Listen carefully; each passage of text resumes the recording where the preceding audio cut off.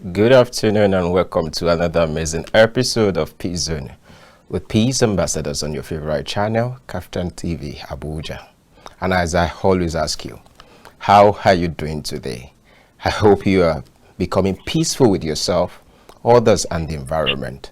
Hope you're ensuring justice, security, and development in your spaces. And to my Nigerian friends, I believe you are preparing for the Democracy Day on Monday. And I want to believe that we are also enjoying, we are also preparing for the democratic things that are happening in the Nigerian present politics. And I believe that you're also enjoying it. And I'm so sure that we have so much to do together when we preserve this democracy. I'm Moses Abolade, your peace building facilitator and host. Notably, Peace Zone needs partner, just like we have been discussing that. If you're into, you are a CSO, you are a peace building organization, and you are a corporate organization interested in supporting this, you can do that with the numbers and emails showing on the screen right now. Today is still another time to discuss conflict situations in northern Nigeria, and this has been going on for a while now. And the idea is for us to analyze the situation of conflict, look at how best policymakers can use this content to shaping their ideology around this conflict and see what they can contribute to change the situation of things. And joining me on this is the president of Southern TARABA Youth Coalition for Peace, STYCOP, who is joining me via a phone call and is on standby already. I will just introduce him before I bring him on. The name of the person is Ambassador Rikwense, who is a trained conflict resolution, public relation, and project management expert who have learned from different citadels of learning. And with that, he has been able to do a lot when it comes to analyzing conflict, managing them, and researching in a way that it affects the communities around TARABA specifically. He has worked as a researcher at the Kuka Center for Faith, Leadership and Public Policy Abuja, as well as the Institute for Peace and Conflict Resolution Abuja. So it's good to have you here, Mr. Ambassador. Let me put it this Rikwense. I don't know if I pronounce it well, or should I just go with Mr. Ambassador Muri? Which one would you prefer? Rikwense Muri. Okay, Rikwense Muri. Nice to have you this afternoon. Good to have you on board. And now it's TARABA. TARABA is fine. We thank God. God has been helping us just like He has been helping every conflict-ridden society in the world. We are surviving. That's good to know, because there has been a lot of reports around TARABA recently, and it has been different analysis from right, left, and center about what is going on in TARABA. But as somebody who has been working around this place and who is also indigenous to this particular contest, I would like us to start from talking around different issues surrounding conflict situation in TARABA State. And I want you to start from looking at it from the different years of or the background of this conflict, looking at different years that it has taken, because several people are talking about this has happened for too long. So I want you to give us a background to this conflict in itself. Yeah, Mr. Moses, the conflicts in TARABA, most of them, they have been existing before even Nigeria as a country come to be. Yes, in fact, they were existing before the independence of the Federal Republic of Nigeria. The two major conflicts right now, which are still facing the state, is the Jikun Chief crisis and the Kuteb and Chamba crisis in Takum. The Jikun Chief crisis is in the Okari area and Donga, while the Kuteb and Chamba crisis is in the is around Takum and Usa area. Okay. But if you also look at the other crises like the Fulani and the Herdsmen, you will see that one has been existing for long before even the colonial masters came and officially took over Nigeria. So there have been Taraba. The reason being that Taraba State, as it is today, has been a migrant settlement. It's a settlement of tribes that migrated from other places as a result of crisis to come and live in a place we call Taraba today. Call them Fulani, call them Chief, call them Jukun, call them all of them. If they want to tell you their story and history, they have all migrated to the part of the world called Taraba State today due to the effect of conflict in their history. And to cut the long story short, the current situation, whether is the one in Karim Lamido between the Karimjo and the Wurukun, which took place recently, or the one that have been going on for a while now, that the Jukun chief crisis in Okari, or the one in Sardona local government, which has gone low now. It has been resolved as a result of stakeholders' intervention. Then the one in Takum, which is now which has been tension, between the Kutep and the Chamba as a result of the traditional stool of Takum. So all these crises boil down to identity politics. Identity politics. Yes. Okay.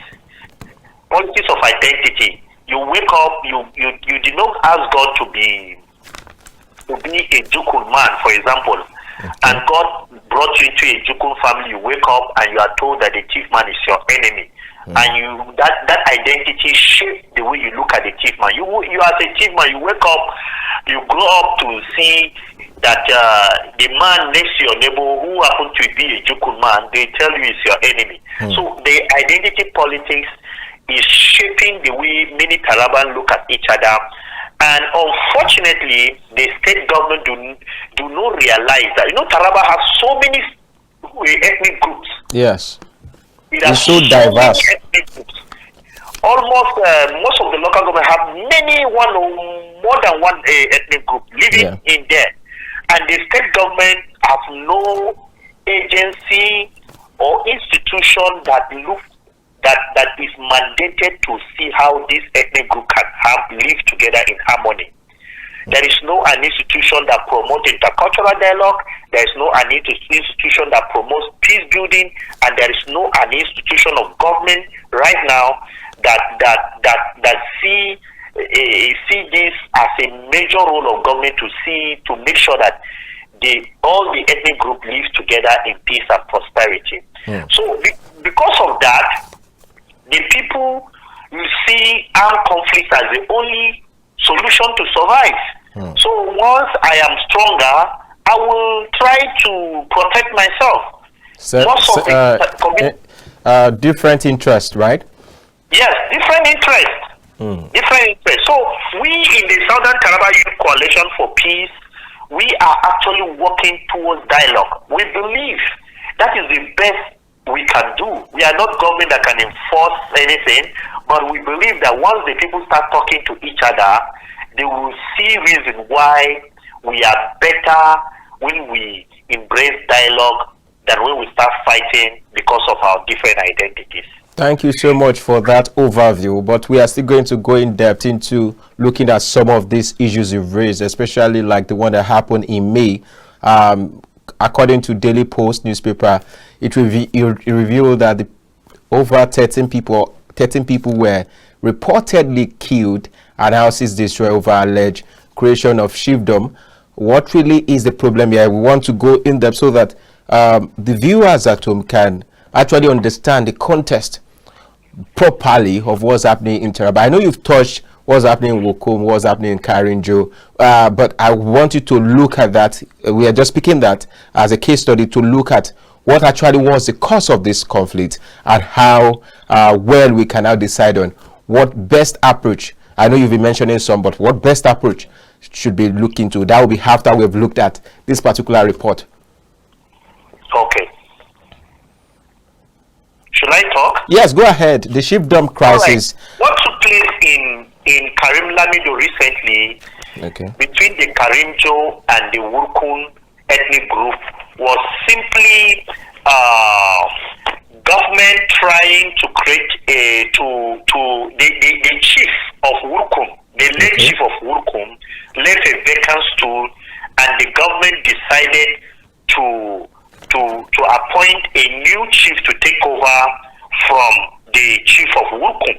The problem came to be that the chief of Wurkum, they want the headquarters where his palace should be in Karim Lamido, which is the headquarters of Karim Lamido local government.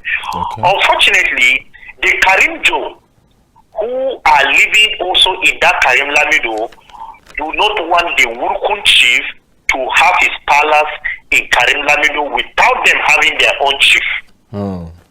So, because of not having their own paramount chief, and now another tribe is having their paramount chief, and they are living in the community we felt is our community. Therefore, and there was no instrument of dialogue between the stakeholders of these ethnic groups before the conflict broke out. So you will see that that's why I kept mentioning dialogue. Yeah. So the government did not investigate anything happening in Karim Lamido that could affect the peace of the community. They felt that replacing the appointing a new chief of Wurkum will bring peace, and the people will be happy. Unfortunately, just the matter of location of the palace, the Wurkum claim they are in Karim Lamido itself, and the Karim Joe claim that they are the original owner of the Karim Lamido, and they don't have a paramount chief, and they cannot be in a place and another tribe will come with their chief and rule over them. And the government was not that quick in looking at intervening because of the quick nature of the appointment of the chief. It didn't go through a long process. It was within a week that this thing happened. In fact, we were told that the letter of appointment came out on Thursday, and they said the swearing in or the presentation of the staff of office of the new chief will be on Friday. Just look at it, just 24 hours gap. So is it that the people sense some kind of injustice, so to say, or because the issue of traditional stool, the way it should be done, it should carry everybody along. The people in that community at that time, let's say that the chief of Wurkum is to be appointed, and the announcement is first made in the Wurkum community. It's first made in the Karim Lamido community. Then the people now prepare. But unfortunately, the announcement was made in Jalingo, and the next day it was all about presentation of staff of office. Although there have been other things that government have been doing along the way, but government did not take time to interact with the community, interact with the people, and make sure that everybody understand where the government were going. There was not that much consultation with the communities, and that led to unfortunate crisis.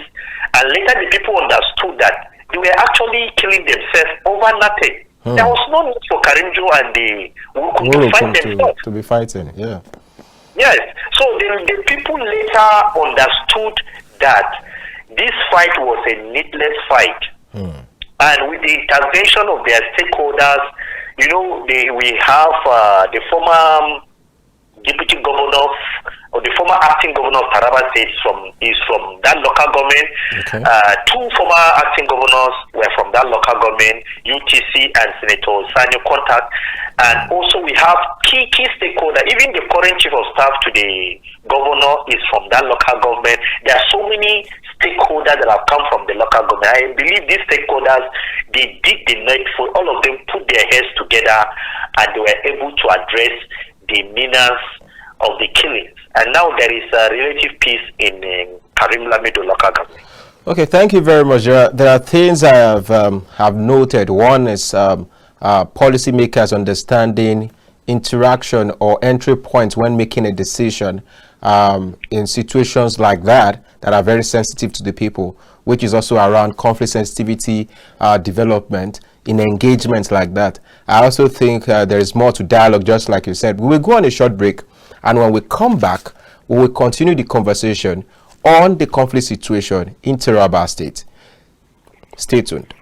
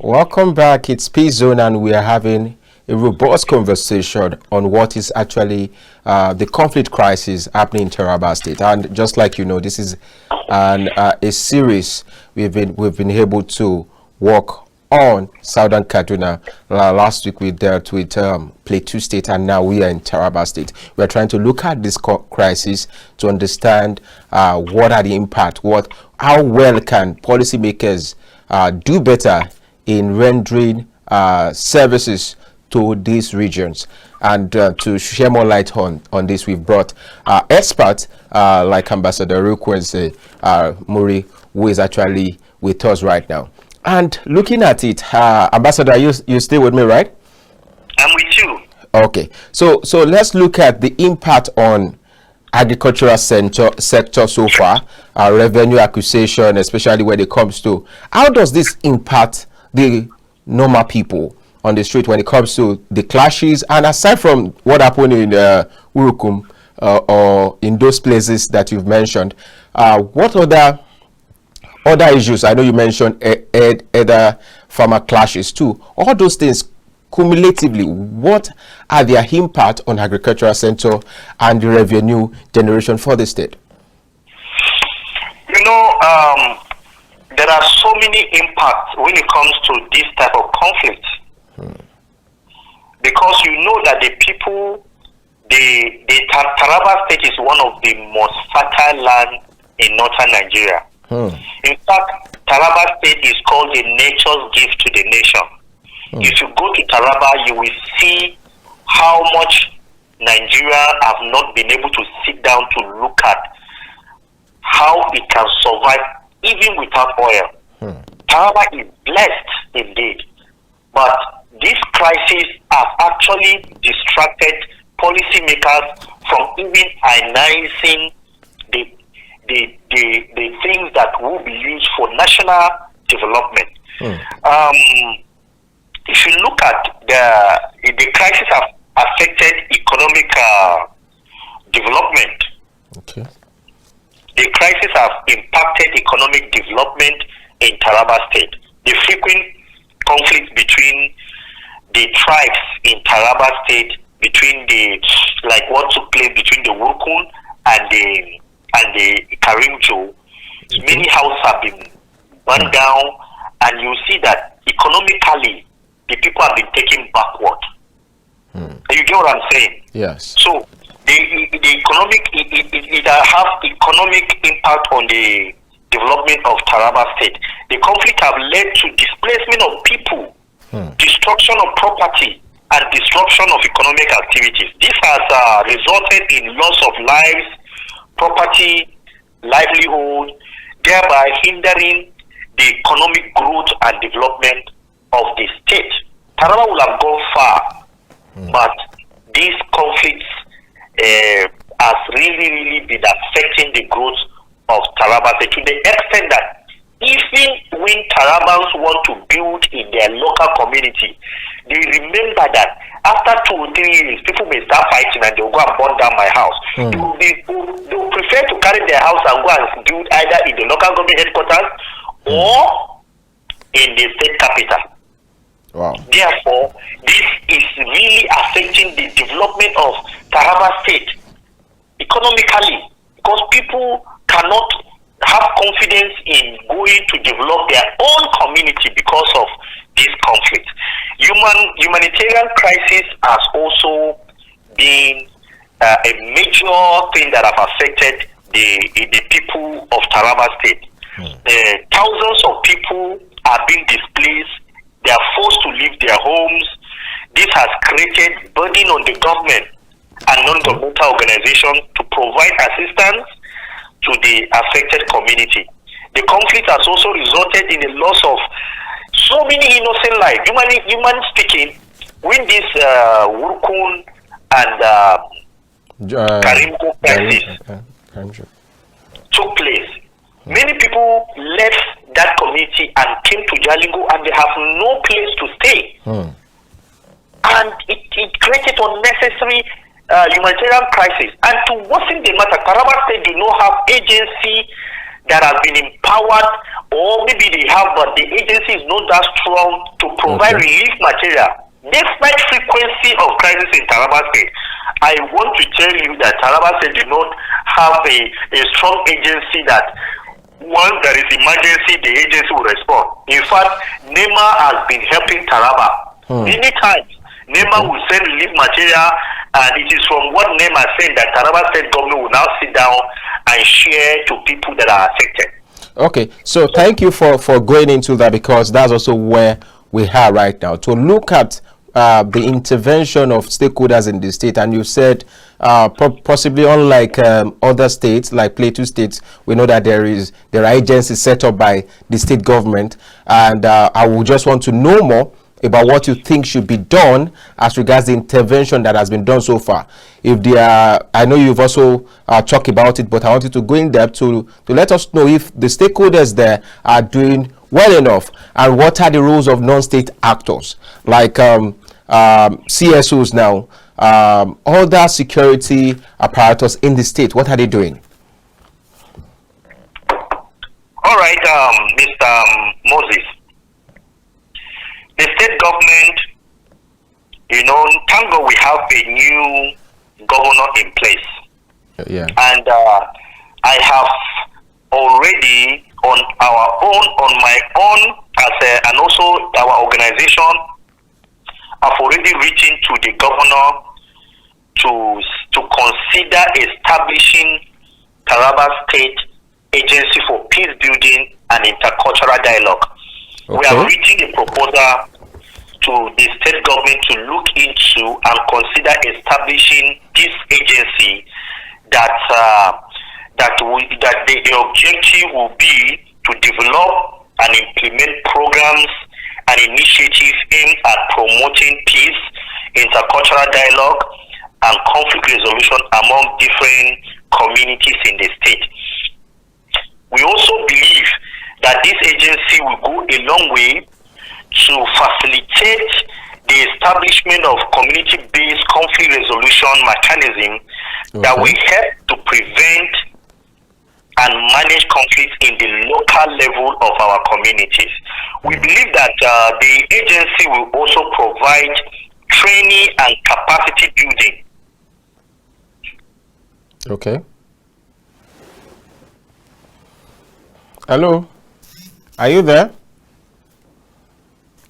Oh, it seems we lost him there, and he has been, he just delved into some of the recommendations we are expecting, and we hope that state actors are also seeing this to take some necessary actions, because we just have to come together to save our land. And Taraba State, as I said, is one of the most fertile land in Nigeria. Most places in the country, they are very blessed, and we have to just keep violent conflict away from these zones so that we can really develop.